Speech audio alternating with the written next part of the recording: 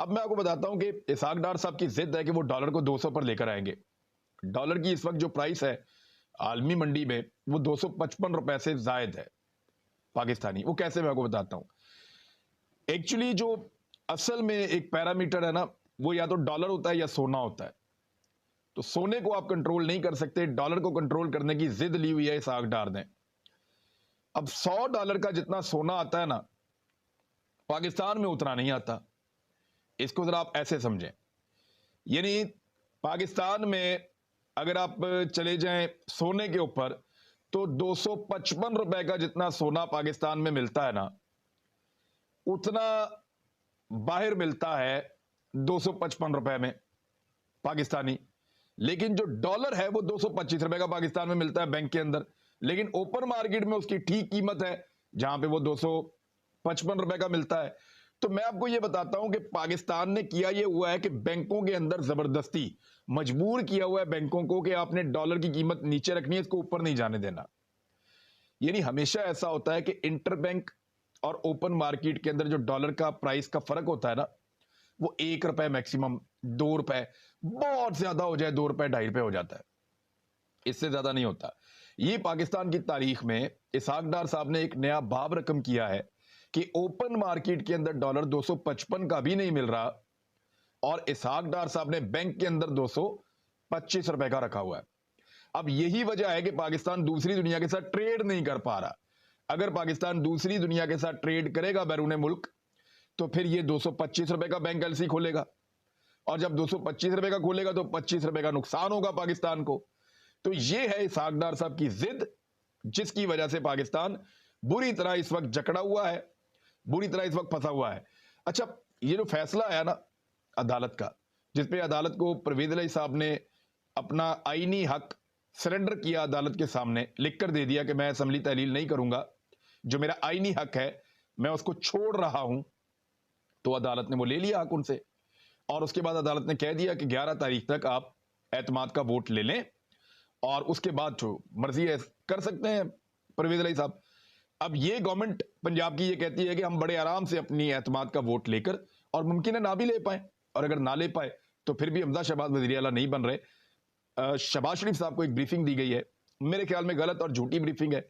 बेवकूफ़ी बनाया गया है कि पंजाब की हुकूमत जो है वो जनवरी में तब्दील हो जाएगी। ऐसे नहीं हो सकता। ये हुकूमत तब तब्दील होगी जब काफ लीग का पार्लिमानी लीडर तब्दील हो जाए और वो ये कहे अपनी पार्टी से कि हमजा शहबाज को वोट डालो, अदरवाइज ये नहीं हो सकता। मुस्लिम लीग के रहनुमाओं ने एक प्रेस कॉन्फ्रेंस की है नून के, और वो ये कह रहे हैं, उन्होंने भी कह दिया कि अदालत का फैसला उनको पसंद नहीं है। हालांकि अदालत का उन पे बहुत बड़ा एहसान हुआ है कि अदालत ने पंजाब असेंबली की तहलील रुकवा दी है। गवर्नर का हुक्म गैर आईनी नहीं था, उसको वैसे भी अदालत साइड पे कर सकती थी, लेकिन अदालत ने साथ में बाउंड किया कि आप एतमाद का वोट लें, और तब तक के लिए आप पंजाब की असेंबली तहलील नहीं करेंगे, इसकी गारंटी आप लिख कर दें। अब इसके बावजूद पीडीएम वाले ये कह रहे हैं, क्योंकि मायूसी बहुत फैल गई है ना, जरदारी साहब भी पंजाब छोड़कर चले गए हैं, कि भाई यहां तो हॉर्स ट्रेडिंग हो जाएगी, और हॉर्स ट्रेडिंग का खदशा है, इन 18 दिनों के अंदर पता नहीं क्या कुछ हो जाएगा, लिहाजा supreme court of Pakistan notice ले और हमें इंसाफ दे। अब मामला यह है कि परवेज इलाही और इमरान खान हॉर्स ट्रेडिंग कहां करेंगे? उनके पास अपने 190 लोग हैं, 187 वोट वो क्लेम करते हैं। तो हॉर्स ट्रेडिंग उन्होंने क्या कर दिया? उन्होंने अपने लोगों को कहना कि आगे हमें वोट डाल दें, किसी और को तो कह ही नहीं सकते। यानी पीएमएलएन के बंदे को अगर वो कहेंगे कि परवेज इलाही को एतमाद का वोट दें, तो अदालत के अंदर ये फैसला आ चुका है कि वो वोट काउंट नहीं होगा, और वो मेंबर भी डिस्क्वालीफाई हो जाएगा, पीपल्स पार्टी का भी नहीं दे सकता। तो जब इनका वोट तोड़ा ही नहीं जा सकता, तो हॉर्स ट्रेडिंग कहां से हो गई?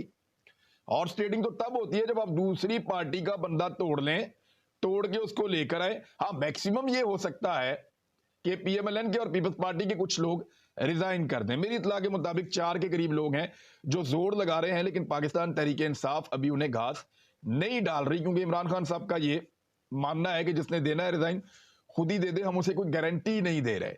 तो पाकिस्तान तहरीक इंसाफ के लोगों के साथ राब्ते में है कुछ 4 लोग, गालिबन पीएमएलएन के, और बाकी भी कोई एक आजाद भी राब्ते में है काफ लीग के साथ, और एक पीपल्स पार्टी के भी रुकन के बारे में कहा जा रहा है कि ये लोग राब्ते में है। बजाय इसके कि जरदारी साहब दूसरी पार्टियों के बंदे तोड़ते, उनके अपने लोग इस वक्त इस्तीफे देना चाहते हैं। दूसरी जानिब एक और खबर है, मैंने आपको पहले भी बताया था कि कराची के अंदर पाकिस्तान तहरीक इंसाफ को छोटा करने की कोशिश की जाएगी। वहां पे 22 नशिस्तें हैं जिनके ऊपर इलेक्शन होना है, और अगर फ्री एंड फेयर इलेक्शन हो तो कराची में बहुत सारे दोस्त ये कह रहे हैं कि पीटीआई पिछली मर्तबा से ज्यादा सीटें जीतेगी, क्योंकि इस मर्तबा पाकिस्तान तहरीक इंसाफ की मकबूलियत गुज़िश्ता इलेक्शन की निस्बत ज्यादा है। पहले इन्होंने वहां से 14 सीटें जीती थी, अब ये 18 सीटें भी कराची से, 19 सीटें भी जीत सकते हैं और 20 भी जीत सकते हैं, कुछ लोगों ने यह दावा किया है। तो इसको अब कम करना है। कम करने के लिए दूसरी पॉलिटिकल पार्टी कौन सी होगी? एमक्यूएम जो है वो अपनी इज्जत गवा चुकी है कराची में। पीएसपी प्रॉपर पॉलिटिकल पार्टी बन नहीं पाई और बहुत सारे धड़े दूसरे मौजूद हैं। पीपल्स पार्टी 2 सीटों की मार है कराची में, इससे आगे वो जा नहीं पाएंगे। पीएमएलएन का कराची में वजूद नहीं है। जमाते इस्लामी जो है वो बल्दियाती सियासत के अंदर तो है, लेकिन एमएनए एमपीएस की सियासत के अंदर उतनी ज्यादा नहीं है। तो पाकिस्तान तहरीक इंसाफ के लिए कराची का मैदान तकरीबन खुला है। अब उस मैदान को तंग करने के लिए मैंने आपको कुछ अर्सा पहले कहा था कि ताकतवर हलकों ने यहां तक फैसला किया है कि अगर अल्ताफ हुसैन की भी मिन्नत करनी पड़ी और उसको लाकर बिठाना पड़ा तो यह तजर्बा भी कर लिया जाएगा, इमरान खान को वोट नहीं लेने देने। तो अब कराची और हैदराबाद को, यानी सिंध के जो शहरी इलाके हैं, उनको कब्जा करने के लिए एमक्यूएम पाकिस्तान बहादुराबाद और पीएसपी पाक सरजमीन पार्टी, उसके जम होने का इम्कान जो है उसका इजहार किया जा रहा है। कराची के सियासी मंजरनामे पर जल्द बड़ी हलचल मुतवक्के है। एमक्यूएम पाकिस्तान बहादुराबाद और पीएसपी के एक होने के इम्कान बढ़ रहे हैं। दोनों अलग अलग तो इलेक्शन जीत नहीं सकते, इकट्ठे होकर आ जाएं फिर जीत कर दिखा दें। तो अल्ताफ हुसैन को भी अगर लाना पड़ा या रीएक्टिव करना पड़ा तो पाकिस्तान के इदारे ये खेल भी खेल जाएंगे इमरान खान को नीचा दिखाने के लिए या उसको नाकाम करने के लिए। जराए ने दावा किया है कि पीएसपी यानी पाक सरजमीन पार्टी और डॉक्टर फारूक सत्तार, इन्होंने आमादगी जाहिर कर दी है और तीनों धड़ों के मुमकिन मिलाक से गवर्नर सिंध कामरान टिसोरी ने अहम किरदार अदा किया है और चंद रोज में मामला हतमी तौर पर तय पा जाएंगे।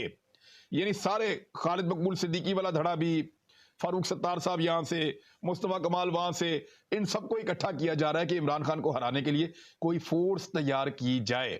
और जब ये भी कामयाब नहीं होंगे तो आखिरी हल के तौर पर अल्ताफ हुसैन को भी रीलॉन्च किया जा सकता है।